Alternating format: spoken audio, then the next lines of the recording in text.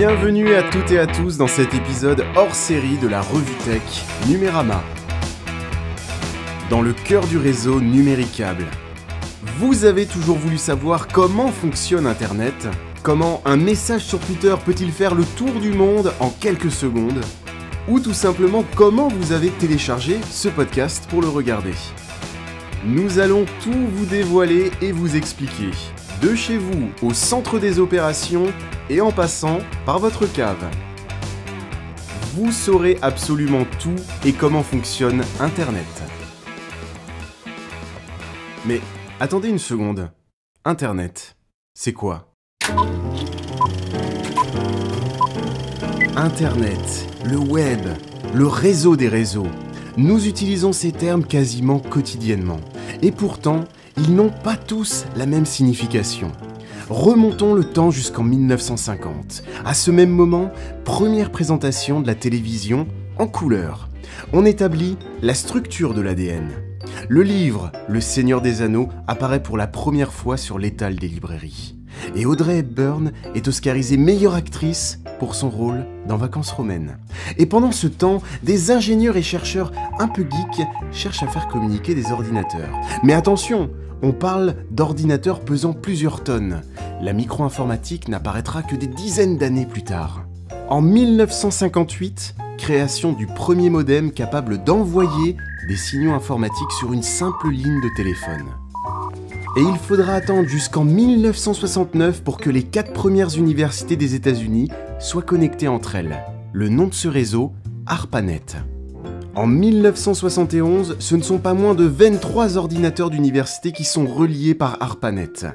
Et un an plus tard, Ray Tomlinson impose le arrobase et inventa les emails que nous utilisons encore aujourd'hui. En 1982, la manière de communiquer entre les appareils est standardisée. Le mot Internet est officialisé et il signifie tout simplement Interneting. Jusqu'à aujourd'hui, le nombre d'ordinateurs n'a cessé d'augmenter, passant à 1000 en 1984, 10 000 en 1987, 1 million en 1992. Et en 1993, c'est la révolution. Le premier navigateur apparaît.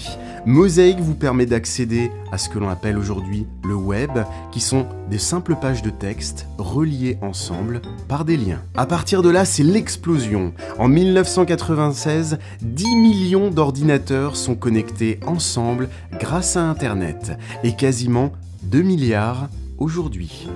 Voilà pour la partie historique et théorique. Mais en pratique, comment ça marche? Eh bien, pour le savoir, on se rend chez vous. Nous sommes à Paris, là où le ciel est toujours gris. Un immeuble, des appartements, une box, ça pourrait être chez vous. Comme chaque matin, ou presque, vous allumez votre ordinateur, vous lancez votre navigateur et vous allez sur votre site préféré. Comment ça, c'est pas crédible? Bref, passons. En l'espace de quelques instants, toutes les informations que vous voyez apparaître sur votre écran ont été échangées entre votre ordinateur et un autre ordinateur qui peut-être est situé à des dizaines, centaines, voire des milliers de kilomètres. Mais par où elles passent toutes les informations avant d'arriver à votre écran? Eh bien pour le savoir, il faut descendre dans votre cave. Là, on y découvre le premier élément de la chaîne, c'est celui qui distribue toutes les prises de votre immeuble. Et donc là, sur ce boîtier passif, il y a une centaine de prises. Derrière ce boîtier, vous avez 100 prises. Donc sur ce modèle-là, vous avez plus de 4 millions de prises qui aujourd'hui sont rénovées. C'est-à-dire qui bénéficient d'un équipement de ce type. De là, en fait, c'est ce qu'on appelle une boîte d'épissure. C'est une boîte d'éclatement optique. De là, on repart vers X points. Résumons donc la situation. Vous avez une centaine de prises disposées dans différents appartements qui sont reliées à un convertisseur de la technologie câble vers fibre optique. Ce même convertisseur est lui-même relié à un boîtier d'éclatement optique. Et sur ce boîtier d'éclatement optique sont reliés différents convertisseurs pour différents appartements ou immeubles, ainsi qu'un site de distribution. Des sites de distribution comme celui-ci, il y en existe des milliers en France. Numéricable en possède près de 500 sur tous les territoires et ils sont, pour la plupart, invisibles. Il se peut même que vous habitiez à côté de l'un d'entre eux sans même le savoir. Dans ces sites, on y retrouve des baies et plein d'ordinateurs un peu spéciaux et des kilos de câbles. Mais à quoi ça sert tout ça ? Voilà, vous avez une arrivée, pardon, qui vient de nos sites, et une deuxième qui vient d'un deuxième site. Non, donc ça, là-dedans, ça c'est tous les services. Lui, c'est que du routage. Ouais. C'est, je veux dire, la grosse gare de SNCF. C'est lui. Il va triangle le contenu télévision. Il a une voie qui arrive et voilà, j'arrive sur la gare de Lyon, j'ai 20 quais, il faut que je puisse mettre le paquet sur le bon rail. Donc de là, je vais dire ce qui arrive, et puis ici, tout ce qui repart. Donc voilà, ça repart vers les équipements DOCSIS 3.0, ou vers les équipements télévision, ou vers la VOD. Voilà, donc ça c'est vraiment la gare quoi. Voilà, et ici un petit peu de supervision aussi. Donc ça, voilà, ça c'est le. Je suis vachement impressionné par toutes les étiquettes et tous les petits schémas. Ça doit être une organisation vraiment folle quoi. La personne qui vient, elle sait quelqu'un. Si vous voulez, si vous n'avez pas ça, vous ne savez pas. Si jamais il y a un défaut, si jamais vous prenez un paquet de pâtes, au départ, vous savez prendre une pâte avec. On vous les a fait cuire pour trouver la pâte là-dedans. Donc si vous ne l'avez pas identifiée, vous n'arrivez à rien. Vous n'arrivez pas à la retrouver et du coup, si vous avez un défaut, vous ne savez pas le traiter. Donc, résumons, ce site est équipé de 2 fibres optiques qui lui permettent d'accéder à Internet. Ces 2 fibres sont reliées à un des routeurs qui s'occupe de séparer les données qui concernent Internet, la téléphonie et la télévision. Une fois séparées, les données sont envoyées sur des ordinateurs spécialisés qui s'occupent des traitements adéquats. C'est des paquets IP, il y a tous les paquets IP et le routeur, qu'est-ce qu'il fait ? Comme chez le client, il prend les paquets qui lui sont utiles. Il laisse de côté ceux qui ne lui sont pas. Donc là, il prend les paquets télé et il les envoie vers cet équipement. Et cet équipement transforme en fait les paquets IP en composantes télévision numérique. Donc là, c'est la télé, on va dire, traditionnelle, TV numérique et TV numérique haute définition. Là, vous avez des équipements VOD dédiés à la vidéo on demande. Donc là, ce sont des équipements qui reprennent à nouveau, je vais dire, du paquet IP et on remodule sous la norme, je vais dire, réseau câblé QAM. Comme 64 et on diffuse donc ces paquets VOD, on les diffuse vers le client. C'est-à-dire qu'en fait là tout un arrondissement de Paris quasiment va tenir sur la VOD va tenir sur 2 petites machines. Alors il y a deux petites machines mais il y a beaucoup d'intelligence dedans. Mais bien plus que nous. On s'attend à plein de trucs. Alors, et en fait, les serveurs, je vais dire VOD, qui stockent la VOD le stockage des contenus VOD ne sont pas faits ici. Voilà. Là, ici c'est la réception, la distribution. La réception du paquet commandé par le client et la diffusion vers le client.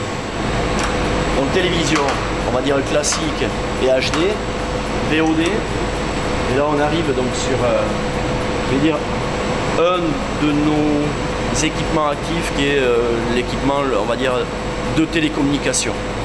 Donc DOCSIS 3.0. Si je vous fais un historique vieux de 15 ans, on a commencé, allez, on va dire dans les années 98, à diffuser de l'internet sur les réseaux. En 98, les réseaux étaient tout contents de diffuser à l'époque des débits de 64 kg. L'évolution technologique des industriels nous permet aujourd'hui de distribuer du 100 mégas et d'avoir, comme le disait Arnaud, dans quelques temps, des débits bien supérieurs. C'est l'organe d'échange client, service. Voilà. C'est vraiment lui qui voit les demandes de VOD. C'est lui qui voit quand le client lève son combiné téléphonique. C'est lui qui voit que il y a une demande de liaison de téléphonie. C'est lui qui diffuse tous les débits Internet. Une fois traitées, les données repartent directement chez l'abonné par de nombreuses fibres optiques. Donc là, vous avez vu tout ce qui était traitement des signaux, des composantes services distribuées par Numéricable. Tout ça, on va dire, est brassé et remélangé pour attaquer là, je vais dire, notre réseau horizontal fibre optique. Alors vous avez une partie ici qui est l'acheminement des signaux de cette plateforme vers les clients. Et tout ce que vous avez sur votre droite, c'est tout ce qui revient du client vers ici. Donc tout ça, ça y est, mon réseau, mes services, et là on part vers le monde extérieur de ce local technique. On va chez le client. Mais au fait, en cas de coupure, de courant ou d'incendie, comment ça se passe? On a prévu effectivement que ce site puisse, on va dire, s'auto-alimenter. Une autonomie de 4 heures. Donc toutes ces batteries-là, Ce sont des batteries qui sont capables, à coupure EDF, de pouvoir alimenter l'ensemble de nos équipements actifs. Pendant 4 heures. Et au-delà de 4 heures, parce que Nos plateformes de service, voire des sites qui hébergent, je vais dire, du contenu, voilà, tous les films en VOD, nos stratégiques, voilà. Là, par contre, il y a détection, un niveau, 2 niveaux, et au deuxième niveau, il y a ce qu'on appelle déclenchement de halon ou système d'extinction automatique. En fait, c'est un gaz qui vient bouffer l'oxygène, donc le site est complètement étanche. Ça bouffe l'oxygène, du coup, en bouffant l'oxygène, il n'y a plus d'oxygène, donc le feu, quelque part, s'éteint de lui-même. Et la boucle est bouclée. Tous les sites sont reliés entre eux à 2 centres mères appelés backbone qui, eux, sont directement reliés à d'autres backbones d'autres fournisseurs et à l'Internet en général. Vous vous doutez bien qu'il faut les surveiller et les superviser, tous ces sites. Et bien c'est pour cela que nous avons repris la voiture en direction du siège de Numéricable afin de pénétrer dans le centre des opérations. Y sont réunies toutes les informations du réseau, les chaînes de télévision distribuées, jusqu'à toutes les infos de votre modem. On voit la connexion, que en fait le modem est jamais déconnecté, et on voit les flux qui sont téléchargés. C'est-à-dire que vous avez une interface super claire pour voir la quantité et le nombre de déconnexions et si la connexion de l'abonné vraiment jusqu'à chez lui a été bonne ou pas, quoi. Exactement. Alors qu'est-ce qu'on voit là à l'écran, les petits soleils, c'est la météo, Ouais, c'est la météo du modem en fait. D'accord, donc en fait c'est divisé en 4 tranches horaires où les 4 font une moyenne sur la journée, et quand il y a un soleil ça veut dire que la qualité du signal est bonne sur la journée. D'accord, donc la journée découpée en 4 parties, puis en fonction si le modem, vraiment pas la zone, mais le modem répond bien ou pas, ouais. On sait s'il y a eu un problème réseau ou... On sait s'il y a un problème sur le modem. Après c'est une autre analyse qu'on fait pour voir si c'est un problème sur le réseau ou sur le modem. Et c'est aussi depuis le centre des opérations que se pilotent toutes les pannes du réseau. Lors de notre venue, un incident s'est déclaré dans un secteur immédiatement identifié. Là on a une panne ici. Alors voilà, là on vient de voir qu'on a perdu sur Saint-André des modems. En fait on se connecte sur l'équipement, on confirme que les modems sont tombés. Et puis après, le centre des opérations a immédiatement vérifié la validité de l'incident. Validité la ville de Luce, voilà c'est ça. Veuillez composer le 9, etc. Message. Mis en place un message spécifique uniquement pour les abonnés de ce secteur afin de ne pas engorger son service de support téléphonique. Et pour des incidents de plus grande échelle, Numéricable utilise aussi l'envoi de SMS automatisé pour alerter ses abonnés. Sur le Nord, on a une augmentation faite des appels, et si on clique sur le Nord, on va voir qui nous a appelé en premier. Et donc c'est rattaché sur quel Saint-André.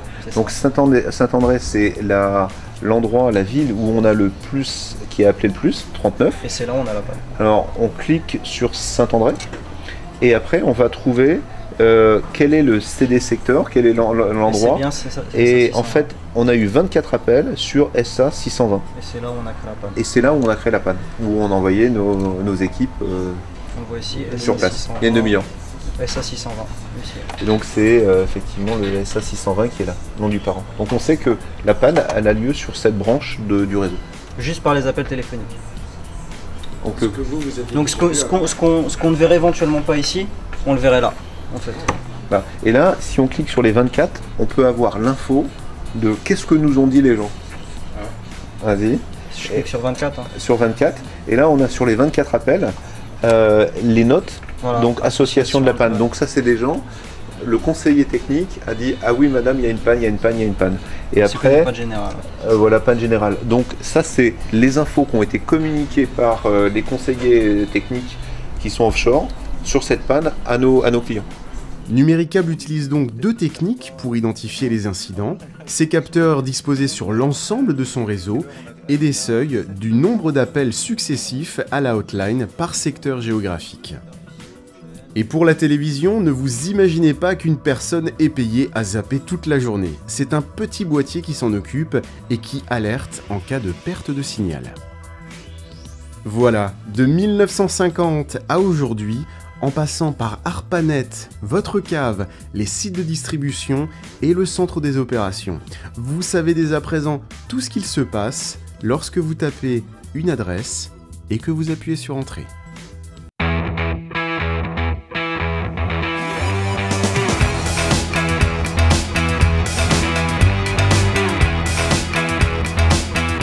Ce podcast, sous licence Creative Commons, est disponible sur l'ensemble des sites de vidéos en streaming, en téléchargement direct, et vous avez entièrement le droit de le partager.